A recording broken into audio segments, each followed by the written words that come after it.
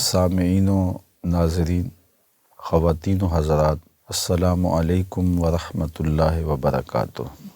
نبی رحمت شفیع معظم صلی اللہ علیہ وآلہ وسلم نے ارشاد فرمایا، الا انبئکم باکبر الکبائر، میں تمہیں کبیرہ گناہوں میں بھی جو بڑے گناہ ہیں ان کی خبر نہ دوں؟ تو صحابہ نے عرض کی، بلا، کیوں نہیں حضور، آپ ارشاد فرمائیے۔ تو آقا کریم علیہ السلام نے ارشاد فرمایا، الاشراک باللہ، سب سے بڑا گناہ اکبر الکبائر، اللہ کے ساتھ کسی کو شریک ٹھہرانا ہے، وعقوق الوالدین، اور والدین کی نافرمانی کرنا ہے، ان کو دکھ دینا ہے، ان کو تکلیف پہنچانا ہے، ان کو اذیت دینا، ان کو ستانا، پریشان کرنا۔ اور پھر اللہ کے محبوب علیہ السلام تشریف فرما تھے تکیہ لگائے ہوئے، تو آقا کریم نے تکیہ چھوڑ دیا اور بیٹھ گئے۔ وکانا متکئا فجلس، تو حضور علیہ السلام تکیہ لگائے بیٹھے تھے تو آپ نے تکیہ چھوڑ دیا اور تشریف فرما ہوئے، فقال، اور ارشاد فرمایا، الا وقول الزور، اور جھوٹ بولنا ہے، جھوٹی گواہی دینا ہے۔ اور پھر اس بات کو بار بار ارشاد فرمایا۔ راوی کہتے ہیں، فما زال یکررھا حتی قلنا لیتہ سکت، آقا کریم بار بار اس کا تکرار فرمائے جا رہے تھے اور ہم کہہ رہے تھے کہ حضور اگر سکوت اختیار فرما لیں، چونکہ حضور علیہ السلام کی مشقت کو صحابہ دیکھ رہے تھے، لیکن حضور امت پر شفقت کی وجہ سے بار بار اس کو بیان فرما رہے تھے۔ اب ان تین چیزوں کو اللہ کے محبوب علیہ السلام نے اکبر الکبائر قرار دیا۔ سب سے پہلے شرک، اور شرک ظلم عظیم قرار دیا گیا، ان الشرک لظلم عظیم، سب سے بڑا گناہ شرک ہے، اور اللہ تعالیٰ شرک کو معاف نہیں کرے گا۔ حتیٰ کہ جو شرک اصغر ہے، ریا کو قرار دیا گیا، تو اس کی بھی سخت مذمت آئی ہے۔ تو ایک تو پہلا سب سے بڑا گناہ اللہ کے ساتھ کسی کو شریک ٹھہرانا ہے۔ اللہ تعالیٰ جل شانہ ہمیں شرک خفی سے، شرک جلی سے اور ہر طرح کے شرک سے محفوظ و مامون فرمائے۔ دوسری بات اللہ کے محبوب علیہ السلام نے جو ارشاد فرمائی، عقوق الوالدین، والدین کی نافرمانی، ان کو دکھ اور اذیت دینا اور تکلیف پہنچانا۔ اللہ تعالیٰ نے ہمیں ماں باپ کے ساتھ حسن سلوک کرنے کی تلقین ارشاد فرمائی ہے، وَقَضَىٰ رَبُّكَ أَلَّا تَعْبُدُوا إِلَّا إِيَّاهُ وَبِالْوَالِدَيْنِ إِحْسَانًا، کہ تیرے رب نے یہ طے کیا ہے کہ اللہ کے علاوہ کسی کی پرستش نہیں ہوگی، اسی کی عبادت ہوگی، اور والدین کے ساتھ حسن سلوک کیا جائے گا۔ تو والدین کے ساتھ اچھا سلوک کرنے کی ترغیب دی گئی ہے۔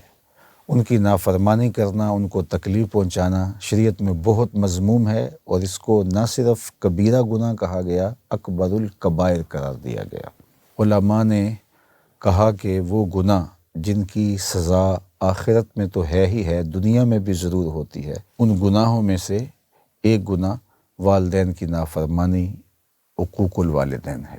اور وہ نیکی کے اعمال جن کی جزا آخرت میں تو ہے ہی ہے، دنیا میں بھی ان نیکیوں کا صلہ ضرور اللہ تعالیٰ فرماتا ہے، ان نیکیوں میں سے ماں باپ کے ساتھ حسن سلوک کرنا ہے، نہیں تو نشان لگا لیں اس شخص پہ جو اپنے ماں باپ کا بے ادب اور گستاخ ہے، ساری زندگی آپ اس کو رسوا ہوتے دیکھیں گے، اور اس شخص پہ بھی نشان لگا لیں جو اپنے ماں باپ کا با ادب ہے، ماں باپ کا خدمت گزار ہے، ان کی تعظیم بجا لانے والا ہے، آپ زندگی بھر اس کی پگڑی کے کلس کو نیچا ہوتے نہیں دیکھیں گے، اللہ اسے سرخرو کرے گا، کامیاب اور بامراد کرے گا۔ تو ہمیں ماں باپ کے ساتھ اچھا سلوک کرنا چاہیے، اور کبھی بھی ان کے ساتھ ایسا سلوک نہیں کرنا چاہیے جس سے ان کو اذیت پہنچے، ان کو تکلیف پہنچے، دکھ پہنچے۔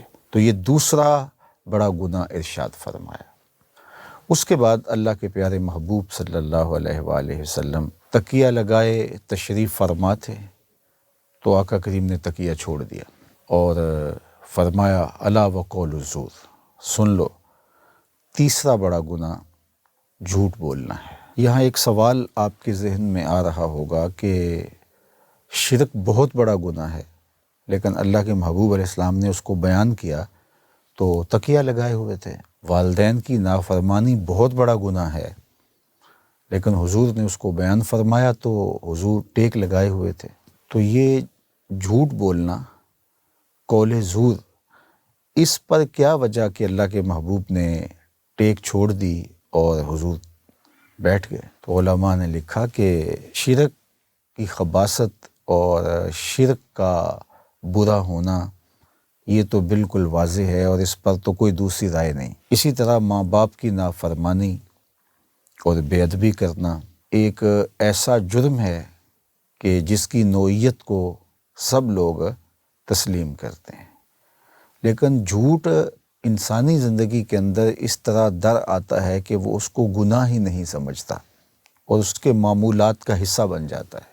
اور نبی آخر الزماں حضور ختم المرتبت صلی اللہ علیہ وآلہ وسلم کی نگاہ نبوت یہ دیکھ بھی رہی ہوگی کہ آنے والے زمانے میں لوگ اس کو کتنا معمولی لیں گے اور بات بات پر جھوٹ بولیں گے، اور ان کے نزدیک یہ کوئی بات نہیں ہوگی۔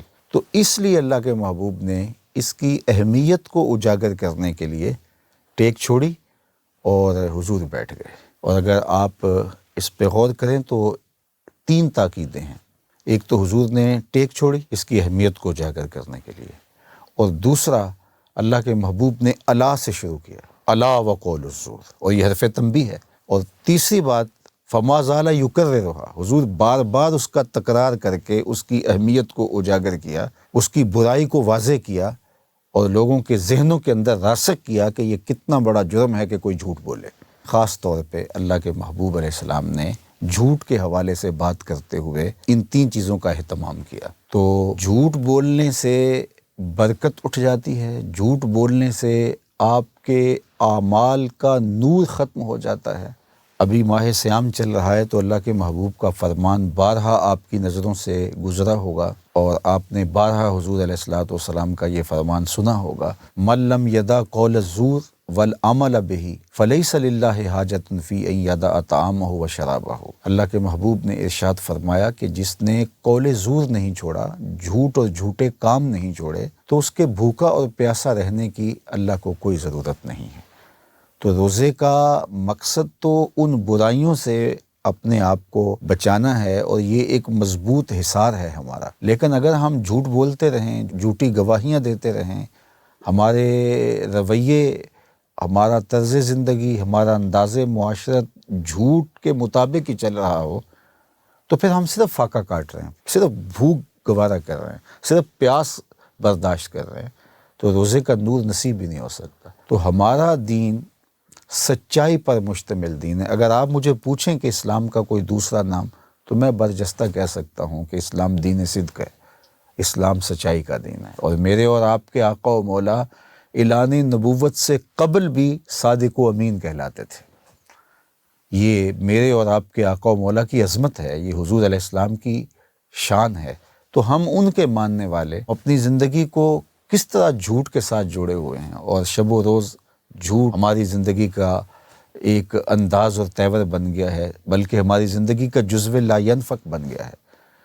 تو اس حدیث پاک کے اندر کبیرہ گناہوں میں سے بھی جو اکبر ہیں ان کا ذکر فرمایا گیا۔ ویسے تو علماء نے کہا کہ جو صغیرہ اور کبیرہ کی تقسیم ہے وہ ایک دوسرے گناہ سے موازنے کے اعتبار سے ہے، ورنہ ہر وہ عمل جو اللہ کی ناراضگی کا سبب ہو وہ چھوٹا نہیں ہو سکتا۔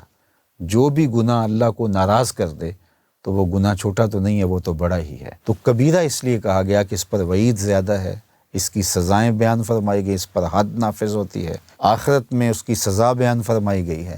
تو اس اعتبار سے صغیرہ اور کبیرہ کی تقسیم کی گئی، اور پھر ان کبیرہ گناہوں میں بھی جو اکبر الکبائر ہیں وہ یہ 3 گناہ بیان فرمائے گئے، اور ایک حدیث میں 4 بیان فرمائے گئے، اور اس میں قتل کو بھی بیان فرمایا گیا۔ تو شرک سے اجتناب، اور ماں باپ کی نافرمانی سے اجتناب، اور جھوٹ بولنے سے اور جھوٹی گواہی دینے سے اجتناب، یہ ہمارے دین کا ہم سے تقاضا ہے، ہمارے رسول کا ہم سے تقاضا ہے۔ ہمارے آقا و مولا چاہتے ہیں کہ یہ اس طرح زندگی بسر کریں کہ ان کی زندگی میں یہ چیزیں نہ ہوں، اور اس کی اہمیت کو اجاگر کرنے کے لیے اللہ کے محبوب علیہ السلام نے یہ انداز اختیار کیا۔